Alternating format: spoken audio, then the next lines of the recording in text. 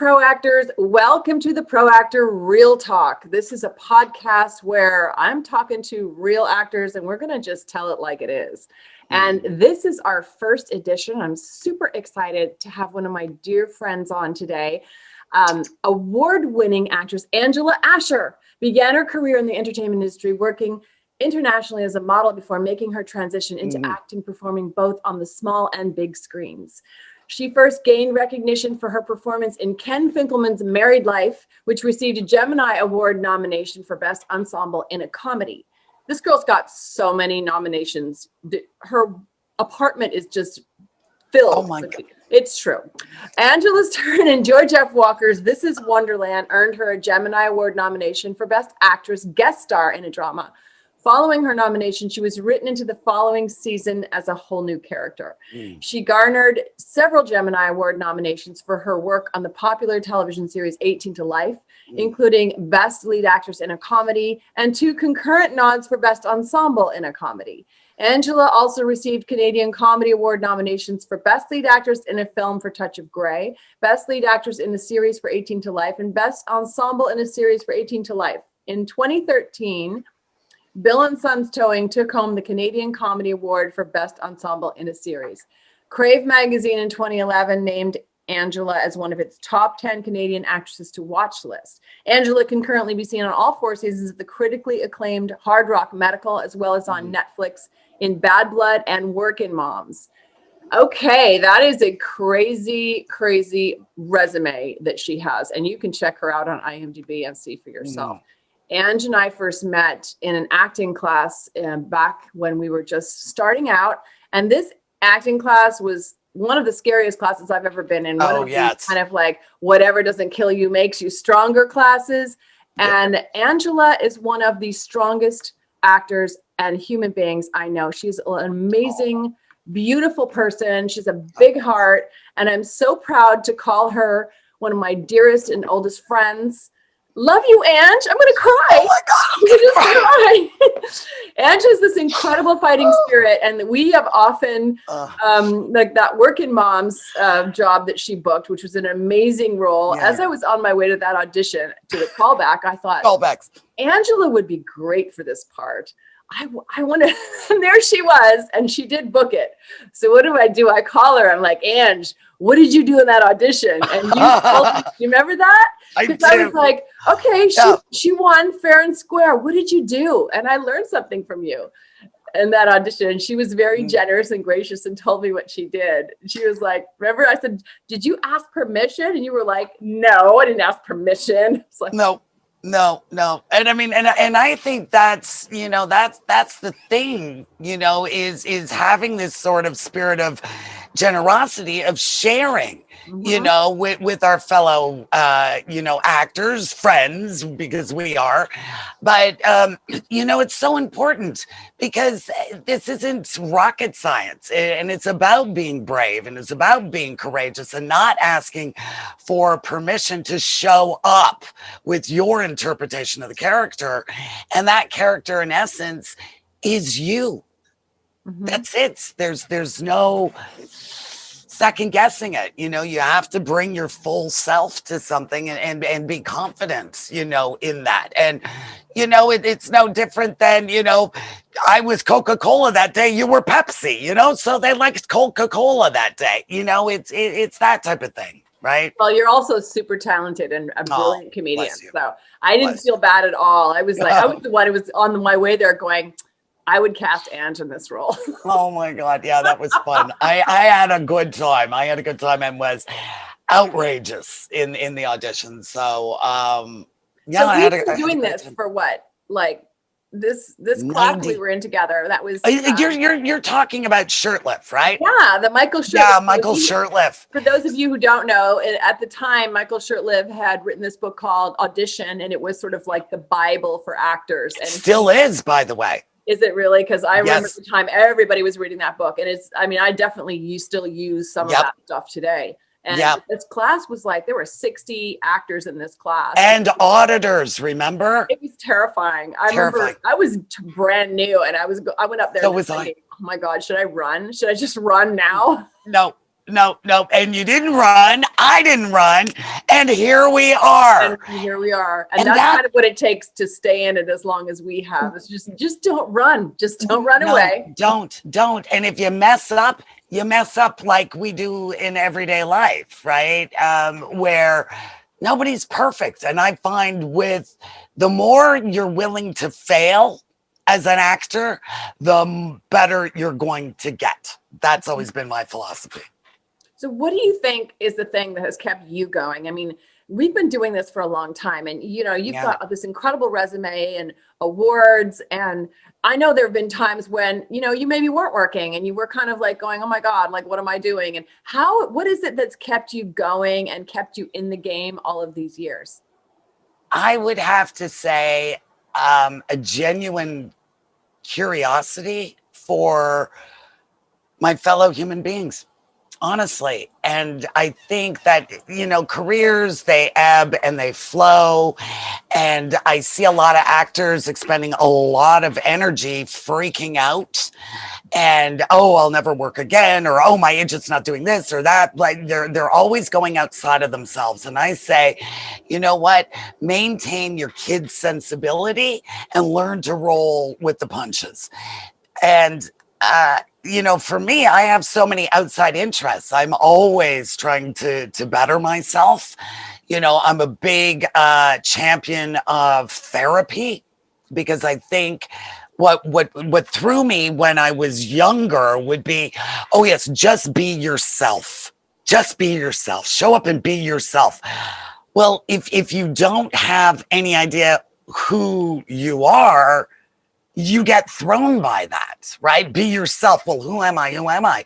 So I think earlier on in my career, I really immersed myself in the psychology of human nature.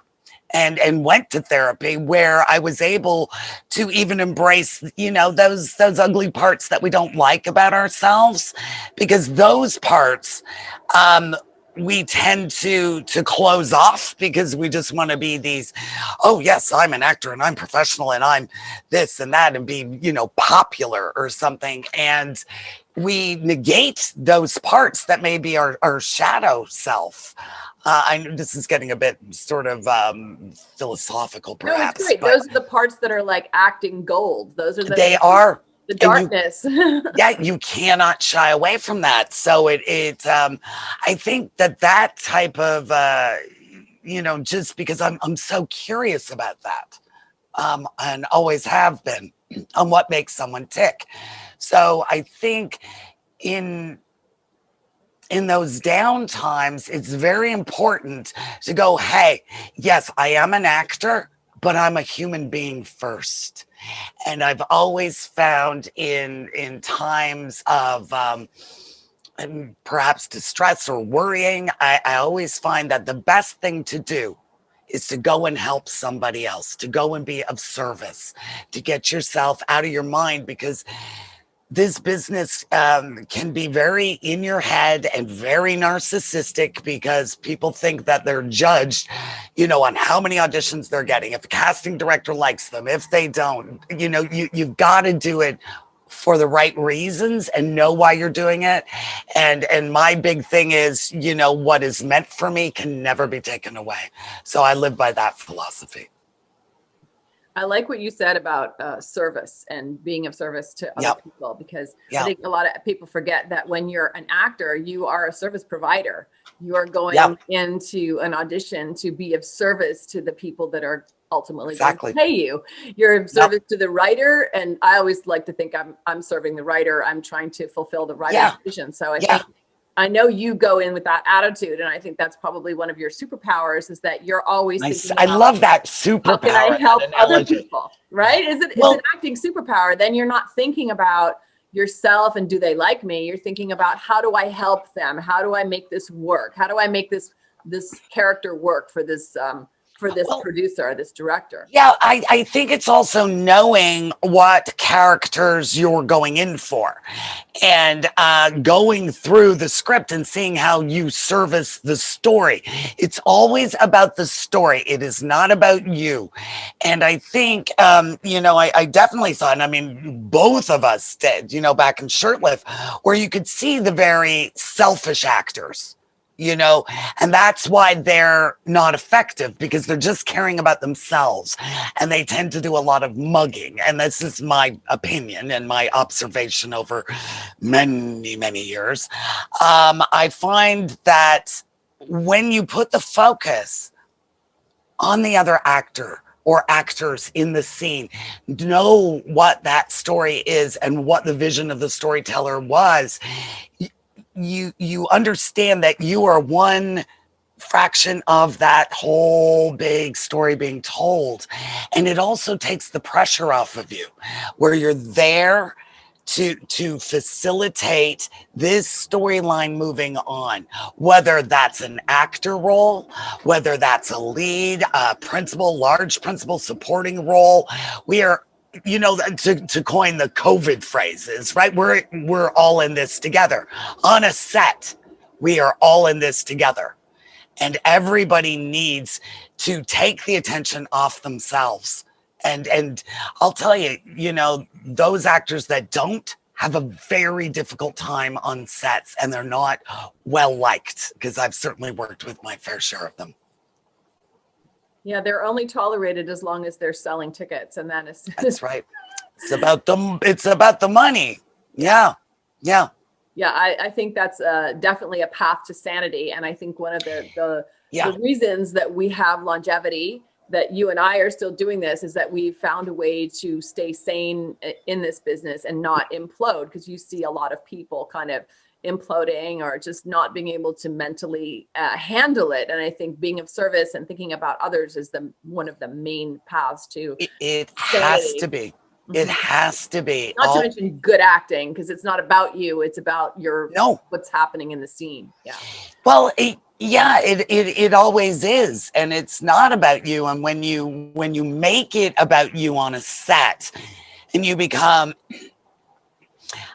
very sort of precious about the material, it isn't. It's all about communicating, like we're doing right now, and it's not about giving a line read. It's about living and breathing from the moment they say action, and then not being a dickhead after cut. You know what I'm saying?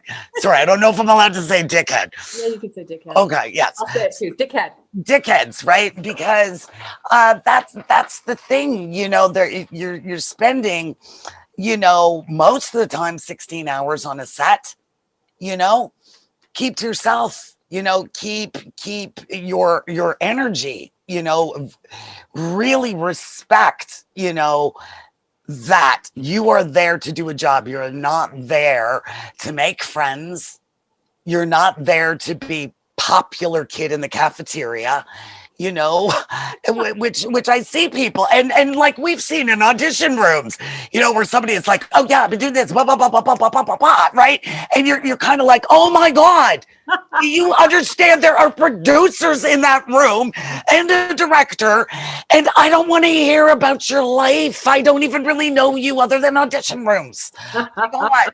And it's so disrespectful. And this, you must have respect for the medium and for the art. And if some people are just so excited to be working, they think they're at a party.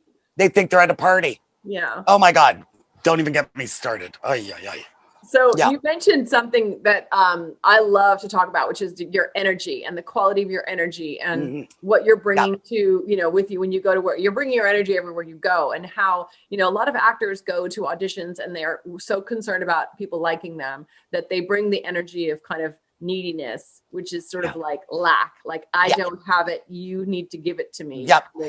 And that is something that I think people need to understand, that they got to turn that around. You're going with something to give, and the energy that you walk around with is what you're bringing to the job. So you're bringing that into the room. Even if you're in a Zoom room or a self-tape, it's your energy that people are picking up and that is sort of rippling out into the world. So Yeah. for me, I know I need to really take care of myself and keep my energy positive. And I've noticed over the years, times when I've been down, one of the things I've noticed about you, Ange, is that you never ever talk bad about yourself as an actor. You have never been like, oh, I suck. Okay.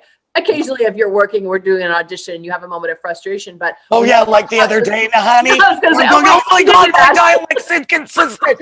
I suck. And that was a dialect, oh my God. But like, oh my God. I remember right before you booked 18 to Life.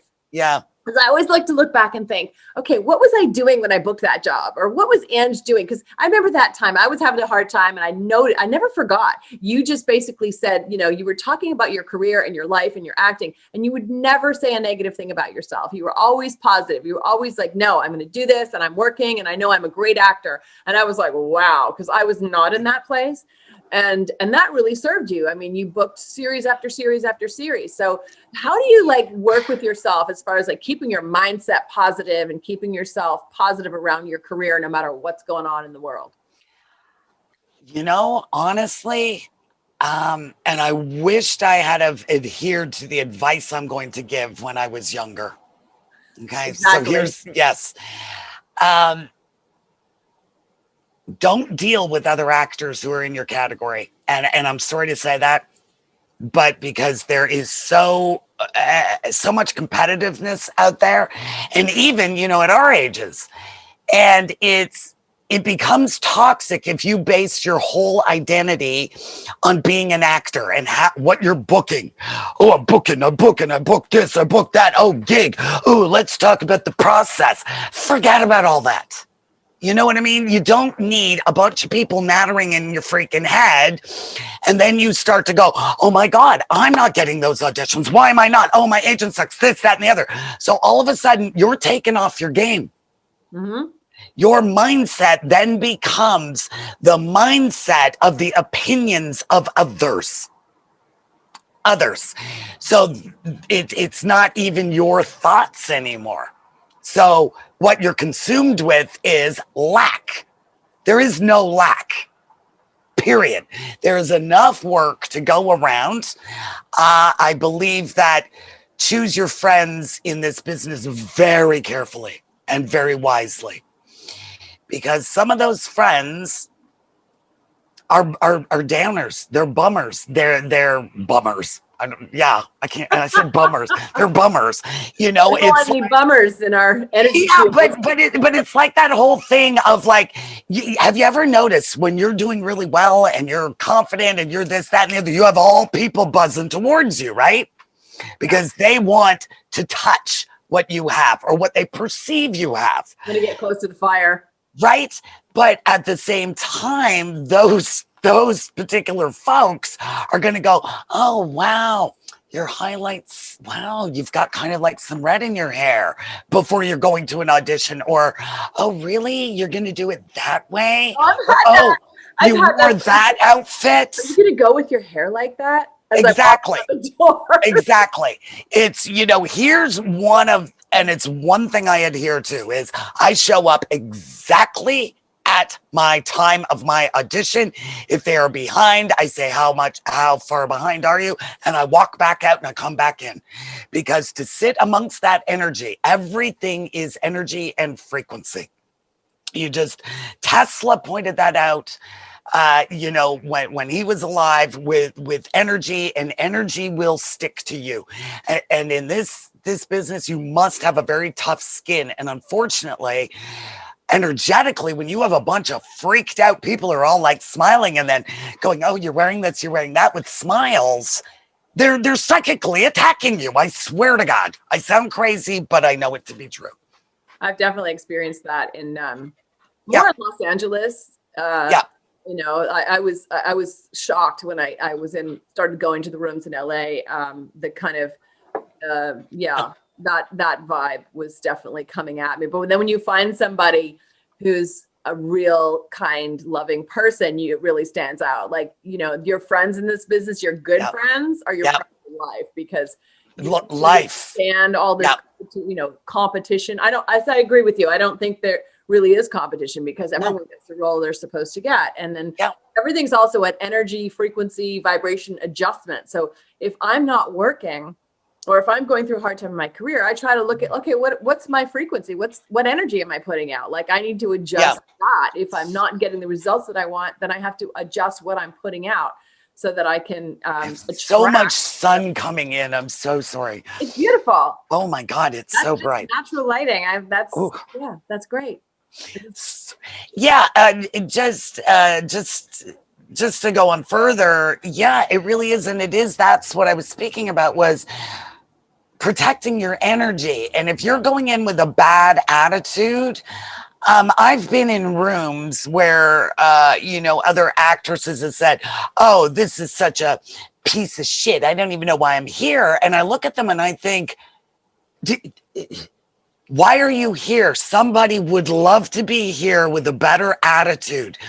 And to call material a piece of shit is beyond me. So those people who may be a very good actor are going to go in with that energetically. They'll act it and they're still a good actor, but they won't get hired because that energy in this medium comes out. Yeah. Right? It permeates off of you. They won't know why. Yeah, she's a really great actress, or he's a really great actress, or whatever.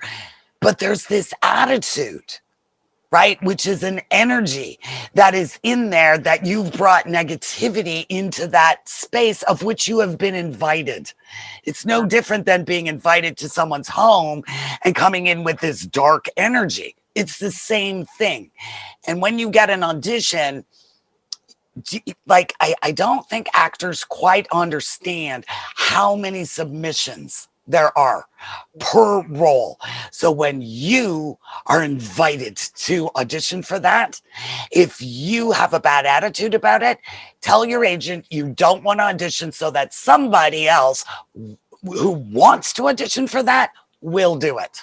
It serves no one to go into a room with that negativity. That's a really good point. Yeah. Yeah, I've seen that too. And I'm thinking like, well, first of all, every audition is an opportunity to work. It's an opportunity to work on that character. You might not get to play that character, except for in the audition. There have been characters that I've auditioned for that I didn't get to the job, so I didn't get to play them long term, but I thoroughly enjoyed playing them for the couple of days that I was working on the audition. So it's like, for me, like this is my job today. I am playing this character today. And I don't know who's going to see that. So I try to bring that to. You absolutely do. And the way I look at it, even if I don't get a job, when I've gone on a callback or had a screen test and those contracts are all written up and you're like, oh my God, this money, oh my God, right? And then you don't get it. But at the same time, to just be able to just let it go and know that you deposited money in the bank being the casting director. I always look at it that way. Don't go in and do a half-assed job. Go in there, do it for yourself. Like, raise your personal bar high every single time. And that is money in the bank of the casting director. They will never be embarrassed to bring you in. You delivered. You were professional. You didn't bitch, moan, whine, and complain, which is my new thing, BMW acronym. And you went in and you showed up in your authenticity with your personal integrity. And I think that is so important. I love that. Raising your personal bar higher every time. Yeah. So that gives you something. You're not looking for outside validation. You've got to learn how to validate yourself by really being honest and knowing, did I reach my own standard, or did I do a halfway job? Don't do a halfway job. No, exactly. And then, when you worry, or you're like, you just what you said, oh, I'm not doing it for someone else, right? For their approval. Well, here's sort of the yin and the yang of the situation. If you're looking for someone's approval, right? For somebody to tell you you're great. Well, then you have to take the flip side. And when somebody says you suck, or that was really bad audition. Right? So that's the thing. If you keep it personal and your personal bar, your personal integrity, you're not going to be, your ego won't get overinflated when somebody's telling you how great you are, right? And you won't be devastated and go to bed bawling your eyes out for days when somebody or a critic tells you you're terrible. You got to own yourself, know who you are. Don't be afraid to fail. Like I said, just a few minutes ago, and do it for you. Because if you're doing something for somebody else, you're setting yourself up for failure. Yeah, you're giving your power away. Yeah, exactly. That is something that actors, I think, need to know and feel, is that empowerment, and that you're in charge of your career, you're in charge of your craft, you're in charge of your life. You're not waiting for someone to give you permission. And have a life. Have a life. Because here's the thing. I mean, even, we're older, and I still know actors, that's all they talk about. How boring is that? How boring is that? This is why, for the most part, the majority of my friends or the people I associate with are not in this business. So they give me perspective and always have. Because I don't think we've hardly ever talked about acting. And never. We don't even talk. Like, oh, wow, I'm learning so much from you. When it comes to acting, okay, here's a technical question, because I have a lot of actors that I work with that we talk a lot about bringing it down, bringing it down, being smaller, being more film centric. So a lot of people come out of theater schools and they're told they're too big. And I know that there was, you and I have been in the business through this transition into this HD camera where everything is, we can see every little pore in your face and wrinkle. Every wrinkle, and that will not that. But just how has your technique as an actor changed through this transition into this kind of very quiet, still kind of acting? Well, have you adapted to that? I just have to say that it is and it isn't. Okay, there's a fine balance. You can sweep something under the rug so much that you're a corpse. Nobody wants to watch a corpse, right? And then there is, because it's this is the medium, and it's in the eyes, right? So when you talk about, sort of this quiet, more sort of organic thing, right, which is a lot for film and television, the thing is not to go, oh yeah, like I see a lot of actors doing that. They don't even move their freaking mouths, and I just go, oh my God, you're so annoying. I can't even watch you. You're just trying to be, too cool for school or whatever, right? But the thing is when people say don't be too big, and I look at There Will Be Blood, Daniel Day-Lewis, that was huge. But you know what? It is grounded in authenticity. Every moment, the specificity, the life that he's breathing. So to me, for people to say it's too big, I don't actually subscribe to that. There were, I've had certainly, you brought up 18 to Life, moments where I was, very subtle, a very, soft hand to the comedy. And then other ones where I am like screaming and yelling, like so big. But, you don't stay at that level, right? Because that's not sustainable. So there are points, within the context of a scene, moving forward the story, the vision of the story, and what the levels are, to go up and down. I mean, acting is organic, and in real life, this is why I say, be curious about human nature.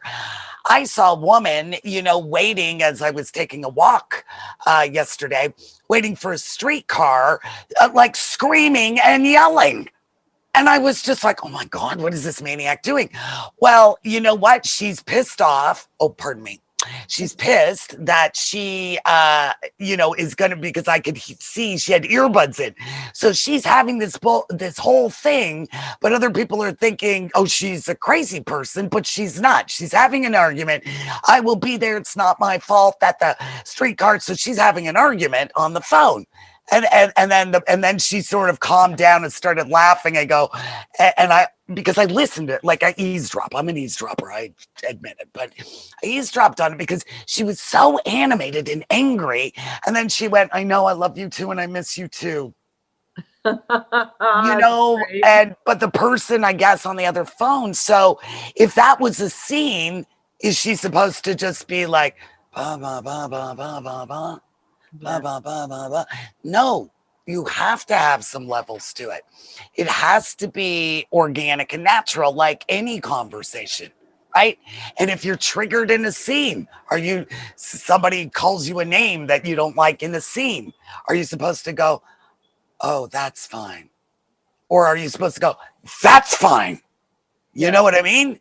Yeah. So I don't get too married to that type of thing, and there is a lot of that, and that's when you're on a set and a director goes, try it this way or try it that way, and it's always dependent on what your partner's giving you, because in essence it's a tennis match.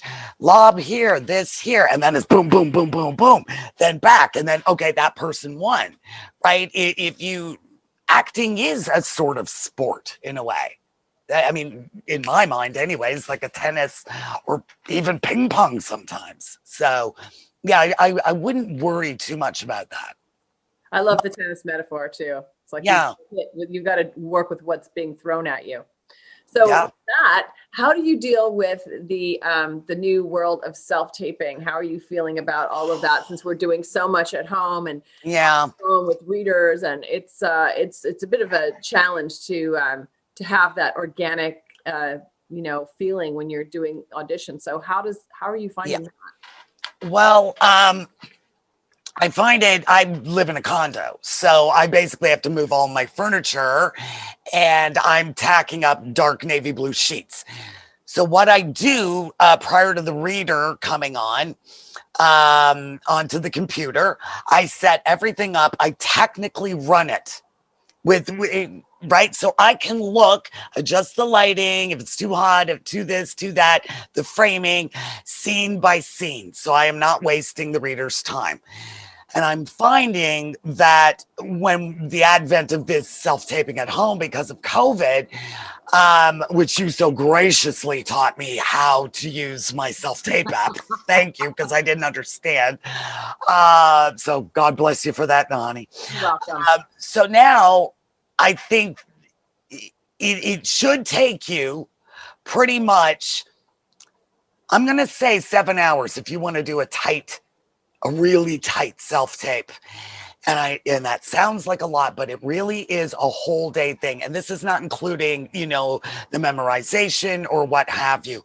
But you have to have this so mapped out and so focused, because on the ring light and the tripod stand and, your phone's in there, you have to come around and press that button. Then you have to come back, settle in. It is so demanding now. And because they are self-tapes, because they're giving you the material so far in advance, you need to be freaking not good. Good will not cut it. You need to step up there. You need your A game. You need to be focused. You need to know where you fit in that story. You need to have that character arced out, even if the scenes you can't get it. You must be able to show levels, and that is technique.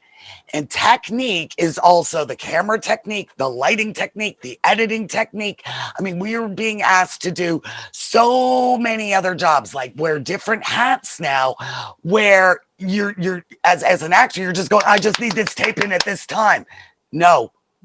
You know what? No. You need that tape has to lift off and smack them in the eyes when they are watching it. They will know within the first less than a minute if you're right for that job or not. So make sure that you have a strong moments before, you know where you're sitting in the script, because that counts now. And if you're going in for, several episode arcs on something, or a guest star, or a new series, or a pilot, you better show them that you are watchable for the whole thing, not just those scenes. Because do they want to hire somebody that they did really good job on the scenes, but there's nothing there? You can't bore them if you want 3, 4, 5, 6 episodes recurring, guest star or a series lead, because you have to be watchable, and only you can determine that. Nobody else can. What is it about you, right? Like you said, which I love, your superpower, right? What is your competitive edge? And that is only, each individual has a competitive edge. Don't be afraid to bring that, to show it. So that's the big thing with the self tapes. I find is now it's made me think so much about different aspects of performance, right? Because we're not going into a room, you don't have a casting director saying to you, okay, well, the director wants this, or, oh, this has gone on, where I've been in casting rooms and I went, that would have been a little bit of a pertinent piece of information I could have used a couple of days ago, because that changes the whole read once you get more, they're giving you more information. So it's really, we're flying by the seat of our pants out here. And I embrace it. Am I right every time in my interpretation or what my imagination thinks? There's at least, I could do a self-tape 6 different ways, 6 different approaches. So I have to figure out, out of those 6 solid approaches, how can I meld little bits of everything into it to bring it alive? And I think that's where we're working harder. Yeah, we definitely are working harder. And I heard a casting director say the other day, I know within the first 10 seconds. Yep. Wow. I'm like, okay, so everybody get their moment before and their entrance, and You have to. you gotta hit the ground running. There's no warming up. Nope. And make sure that those are tightly edited too, because if they're messy, sloppy, and you must have a backdrop. Yeah. You must. Yeah. Yeah. I mean, and it's that's all the technical aspects of these things, right? Yeah, we have to sort of be our own little filmmakers, and I've actually really enjoyed the process. It's kind of fun. Yeah, it's kind of fun. I like it. Like I actually enjoy self-taping. I felt like, I had a bit of a running start at it, being a coach and taping so many people. So including me. Hello. Intimidated by the tech at all, which I actually like helping people, because I'm like, no, it's so easy once you get the hang of it. And you feel so empowered. I know there's some actors that just are miserable doing it, and they don't know how, and they just it becomes a thing, like a block, and it's like, no, there's no reason for that. Like, we can just learn this and then move on.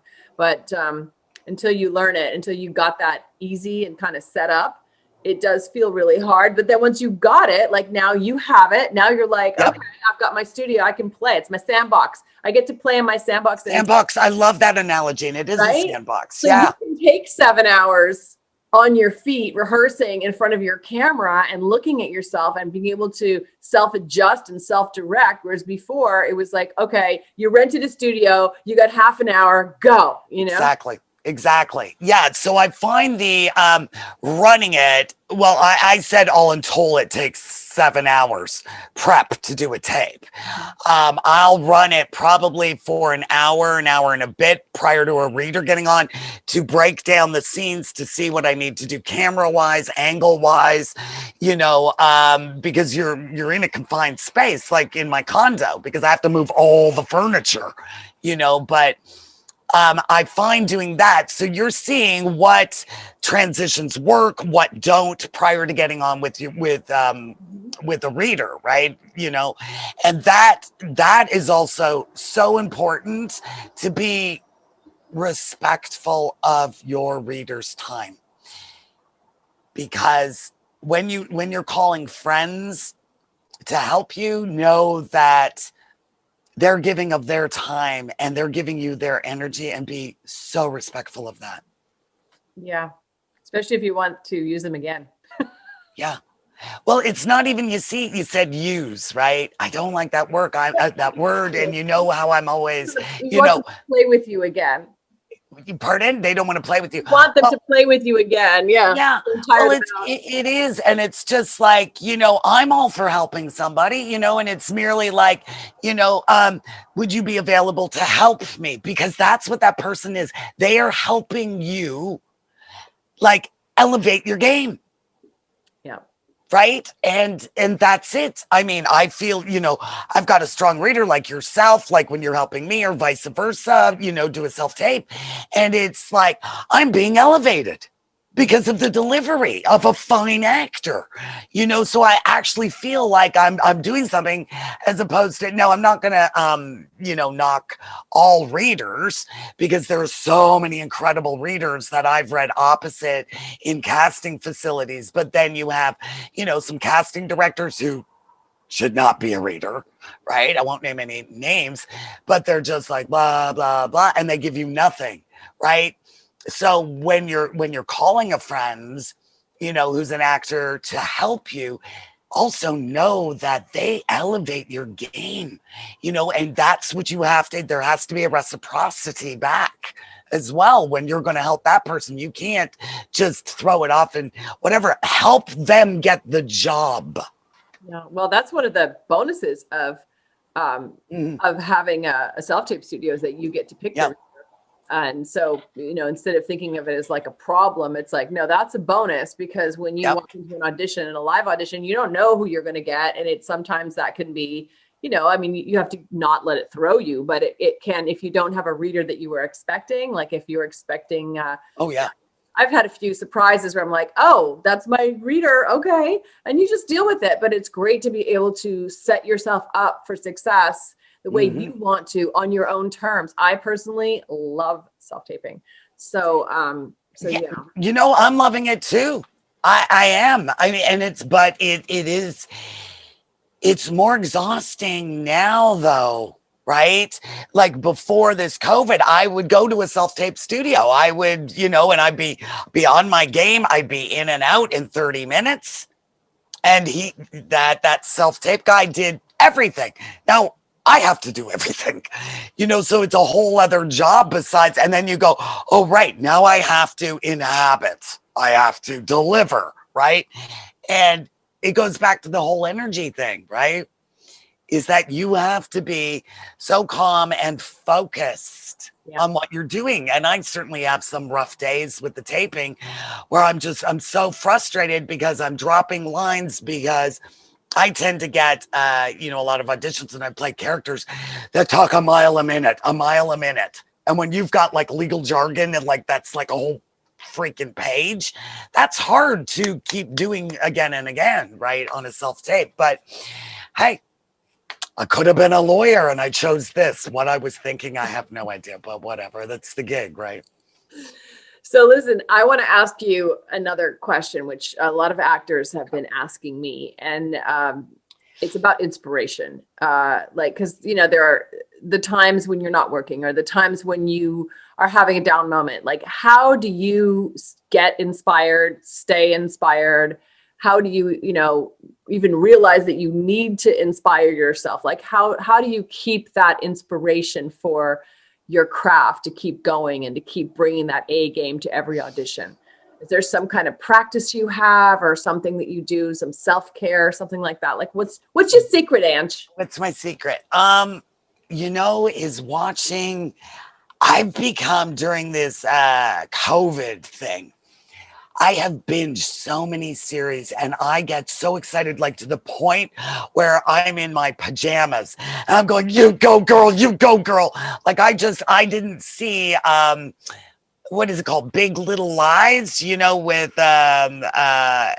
it was Laura Dern was the one in there that blew, I love her. She blew my mind. I'm going, I want to play a role like this. I find being inspired by other actors' work. I read a lot, and so that inspires me. And I think that reading books, and I mean real books, right? Like hard covered books. You mean like paper? Yes, like paper. but but and I've actually thought about this a great deal, because that's, with the advent of being able to, read things on the computer or your Kindles or whatever those things are. I would never do that. I'm always a book reader. And a book to me is your imagination goes, so you're having this private reader's moment. And you read this story and you get invested in the characters. And that's inspiring. And that's always the way I've approached a script, is I've always read that script first pass as a private reader's moment, like I would read a novel, where my imagination can run wild. Then I'll put it away, I'll digest it, then I read the script again and I go boom, boom, boom, boom, boom, with an actor brain, right? Yeah. So that's what inspires me. Also binge watching. I'm watching this, it's such brave acting on this show called The Deuce that I've never heard of. And with James Franco and Maggie Gyllenhaal. And I mean, Maggie Gyllenhaal is so brave and courageous. And I'm watching this and I'm going, like, I could never do what she's doing. And that's okay, right? It's to be inspired by that, by someone's raw talent and their bravery. And I think as far as self-care is concerned, know that you are more than an actor. You're a human being. And I think, that is so important. And quite often, and I know I lost sight of that, when I first started and we were younger, Nahanni, it's like, got to go to this party, got to do this, got to do that. Network never did a freaking thing. Trust me. Yeah, it didn't do much for me either. No, what does something? Excellent work, Yep. Solid auditions, booking. Your work is what will get you more work. Not going to some party, getting drunk, making a fool of yourself. God knows I've been there. Oh, yes. Oh, yes, in the past, and then a bunch of us crazy actors, woohoo, Thank no. God there was no social media when we were younger. Oh, my God, I would be toast. Toast. I mean, and back at that time, I mean, those parties were, Alliance Atlantis at the ROM, oh my God, alcohol, right? And then what does that do to you? Alcohol is a bloody depressant. Yeah. So then you're depressed because your networking didn't work. And I never understood this networking thing, because I'm just kind of like, oh, where's the food? So I was kind of useless at it anyways. Yeah, I was more interested in the free, food and the oysters, but, I would just say, focus on being the best possible human being you can be. And taking care of yourself that way, and I have a ritual that I've had for a very long time where I shut my phone off. My phone is off from 10 p.m. to 8 a.m. I don't get dings. I don't get notifications, nothing, unless I'm going to pick up and do a call. But I also think keeping a schedule is so important. I always I remember saying to an agent I had a long time ago, and she said, well, what do you do to get ready? And I said, you've got to like already to get ready. Oh, I'm going to get ready for this audition, or I'm going to get ready. You know what? Be prepared so you don't have to get ready. Always be ready to spring into action. And that's a mindset, and the mindset of keeping a proper schedule. I know it sounds crazy when you're 20. I was always a big sleeper, but when you understand that when you're working on sets, mostly your call time's 4 or 5 o'clock in the morning. Start to discipline yourself, to try to get, I'm not saying get up at 4 or 5 o'clock in the morning, but, get up early, have a day, so that you're not, at night is when the mind plays tricks on you. then you start to doubt yourself. Get out, do something, accomplish something, set goals for yourself outside of acting. Having a daily routine and a schedule, and Yep. like not waiting to get to book the job to start exercising, or don't wait to book the job to like take care of yourself. It's like, you got to be ready, because you could book the job and you could be shooting tomorrow. You just don't know. I've had that happen. I mean, like every time it's like you book it, you get the call, and tomorrow you're on set. So you better be ready to go, and treating yourself like that you are going to work. So you do have to be ready, and not like, because I think that's part of the mindset of like setting yourself up for success and knowing that it's coming, and then treating yourself like a working actor, whether you're working or not. You are always working, because you're always working in your craft. You're always an actor. So, and expecting success and treating yourself like a successful actor, that brings it in, because when someone looks at your audition and goes, do they look like they're ready, or are they going to need 6 months to get into shape? Like, no pressure. I mean, probably more for the, the 20 somethings. I've been there, seen it, done it, girl. I don't care. I eat pasta now a lot. I think for when you get to be a character actor, it's more like, how are your chops? Like, well, and that's interesting. I've always, I've always thought of myself as a character actor, and I think coming from, and you probably feel this way too, coming from modeling, where everything was just the visual. Like the first agent I had, I said, don't put me out for any modelly parts, any girlfriend parts, nothing. I want to play the junkies. I want to play this. I want to play that. I want to play the rough and tumble. I want to play that cop. I want to play this. I don't want to play pretty person, because that, if you get pigeonholed in pretty little ingenue, you have no longevity. Because once your looks go, and they will go, as it does with everyone, once that happens and you've built a career on your taking off your clothes, your sex appeal, your this, your that, and you will age out of that. Yeah. So look, this is not a sprint. It is a marathon, and go for the longevity, right? And that's, I mean, I've always said, and I actually had a friend say to me, you're like Betty White. Like, you're going to be Betty White. When you're 90, you're still going to be working. And I go, amen. Yes. I love There's so many things through all the different decades of our lives that, are so rich and wonderful. And I embrace the age that I am now, because now I can go and do other parts and bring my whole experience, as a woman to that.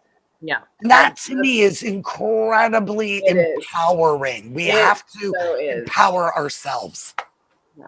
Every stage of life. I used to think when I was younger, and I did do those dumb, pretty girl parts. I did a lot of them. Oh, I know you did, girl. Good on ya. And now I'm having so much more fun being the character actress, and being able to be just a switch to a different thing every day. Every day is a different. It's so much more fun. I was telling some actors the other day, older actors that had started late, and I was like, there's never been a better time to be female and to be older. There's never been a better time in the industry to be in this different category, because there's so much work for us, and the roles so much work to be. And I feel so grateful that I feel like I've aged along with this kind of new kind of this opening of the industry. We've kind of moved right into it, right? We've ridden the wave, we've ridden the wave of it. And it's kind of like the crest of it, and the women coming behind us are not going to get. They won't experience what we experienced. Those I mean, I'm sure those roles will still be there, but it used to be like every single role was like, I think some girl even wrote a book called Take Your Top Off and Cry, because every role that she was called in for, she had to take her top off and cry. And I remember that I was in LA and having that experience and just being like, oh my God, this is not what I signed up for. And nope. It's not like that anymore. Like, I'm glad I didn't quit before the miracle of like having all these amazing opportunities and all these different characters that we can now play. I know. And that's the exciting part of it, is you get to inhabit and live the life of someone else as if it was your own, because it's happening in real time, between action and cut. And it's so exhilarating. And when you get that great part where you go, I don't even remember. And then you watch the final product. And the greatest joy for me is for me to see myself, in something and not recognize myself, and to go along with that journey, and because I did that for me, I didn't do it for everybody else. I just was there, and I lived and I breathed in these authentic moments, and having that connection with the scene partners. And because at the end of the day, how many lives as an actor can you live? And that is, my God, do you know how many people would just, love to do what we're doing? Yeah. And I just find it such a privilege. I really do, to interpret these characters, to make them my own. And, and I think that's where, just going back to the other question, how do I keep myself inspired? And I'm not ashamed to say it, because we all go through dry periods where I actually went and watched my demo tapes, and I went, no, I'm good, because we forget that, right? Because when you look at your resume, it's just like stuff typed on a piece of paper, where you go, oh my God, well, maybe I haven't been doing enough, but go and rewatch yourself and see the growth. Yeah. And then you go, I'm proud of me. You don't need anybody else, right? What it told me when I got nominated for the Gemini, you were like, I remember you said, take that thing that they give you, a piece of paper, like a nice piece of paper. You said, take it and frame it and put it on your wall and look at it.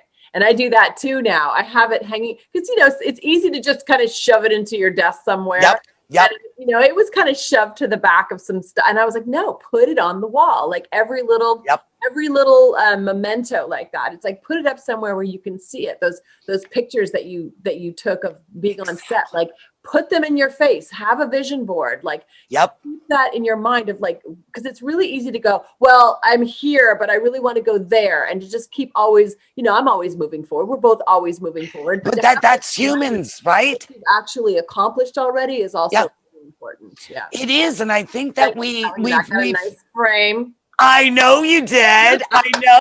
And I love it. Well, you know what? And why I said that is because I lost some of mine. Right. So and I was like, where did it go? Right. Could never find them. And then I couldn't get them. Right. So that's why I framed the ones.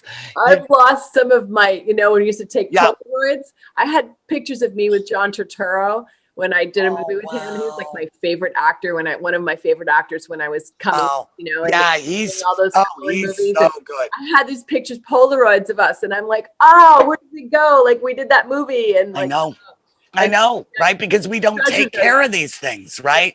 Yeah. So it's always really good to, also, the advent now of, stuff online, but to keep it, but you can still lose stuff like that. It's nice to print it out. Like if you have your stuff on digital, print it out and frame it, put it up. Well, I have a book with any type of press thing, like newspaper clippings, this, that, and the other, and then downloads from the computer, and I keep it all in there. Because I could go out and get hit by a truck, and at least my brother can show my niece and nephew that I actually was an actor. You know what I mean? And people thought I was pretty good, right? You know what I mean, Ange. You're a brilliant actor. Oh, I once told you that today. I'm telling you, you're absolutely you're very kind. You're very kind. It's a joy to work with you and to be friends with you and to share this journey with you. And I am. You're gonna make me cry again. Well, I'm super excited to share this. This is my first podcast on my little channel, and I'm super excited to share this with everybody because you've got a lot of wisdom and a lot of thank you. Stuff you've gone through, and it's people need to hear this stuff. We need to actually hear the real talk. The real talk, and I think the real talk. This is episode 1 of the real talk, and we're going to do it again. We're going to do it again because I know you've got some stories. So I'm going to wrap it up here, but we're going to do another episode of Real Talk with Ange.